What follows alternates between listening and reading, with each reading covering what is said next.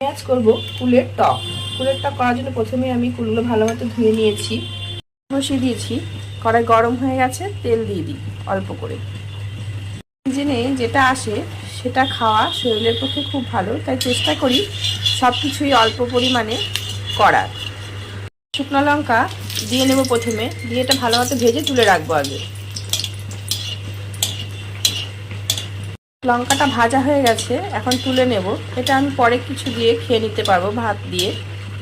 কেন লঙ্কা বেশিক্ষণ রাখলে পারে টকটা ঝাল হয়ে যাবে, যার জন্য আমি টকটা মধ্যে আর লঙ্কাটা দেবো না, তুলে রাখবো। এখন লঙ্কাটা দিয়ে দেবো কালো সর্ষা, কমানো থাকবে। এখন দিয়ে দেবো পরিমাণ মতো লবণ, পরিমাণ মতো হলুদ। আমি ফুলটা একটু ভেজে নেব।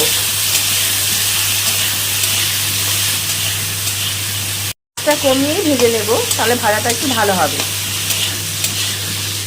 আবার একটু আঁচটা বাড়িয়ে দেব। আঁচটা বাড়িয়ে কমিয়ে ফুলটা ভেজে নিতে হবে। ফুলগুলো ফেটে যাচ্ছে, এখন আমি এর মধ্যে দিয়ে দেব জল। দিয়ে দিলাম জল।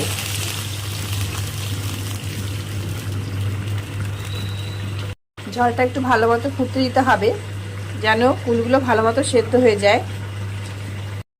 এখন দিয়ে দিব স্বাদ মতো চিনি।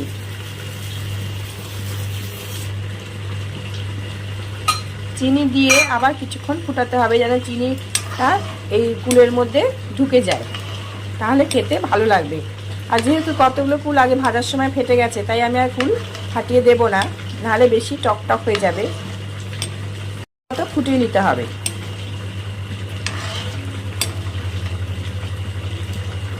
কমিয়ে দিয়ে ফুটতে দিতে হবে, যাতে সব চিনির আর লবণের যে ভাবটা সেটা সমস্ত কিছু এই কুলের মধ্যে ঢুকে যায়। আছে কুলের চাটনি বা টক, যেটাই বলো, টকই বলবো এটাকে, যেহেতু এটা পাতলা পাতলা কুলের টক। কুলের টকটা হয়ে গেছে, আমি এখন গ্যাসটা অফ করে দেব। কিন্তু খুব ভালো লাগে, তোমরাও এরকম করে করে দেখতে পারো। কুলের টক, জলপাইয়ের টক, এগুলো খেতে খুবই ভালো লাগে। আমার মেয়েও ভালোবাসে খেতে। এখন কুলের টকটা কখনো খায়নি, জানি কি করবে, খাবে কি না। জলপাইয়ের টক খেয়েছে, খুব ভালোবেসেছে জলপাইয়ের টক খেতে।